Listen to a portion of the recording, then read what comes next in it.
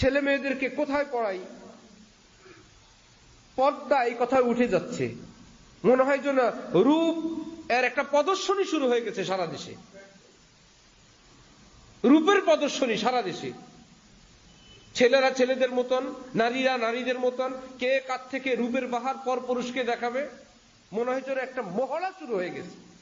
আর আশ্চর্য কার জন্য? তো লজ্জার বিষয়, আমাকে দেখে রাস্তার যে কোনো মানুষ যে কোনো চিন্তা করবে, আমার দেহ দেখবে, আমার চেহারা দেখবে, এটা কোনো সম্মানের?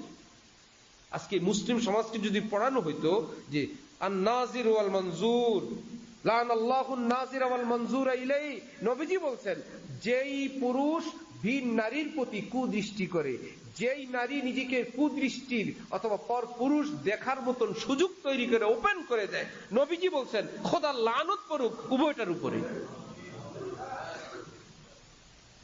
আপনি যত বড় হাজী সাহেব হন, নবীজির এই লানত কি করবেন?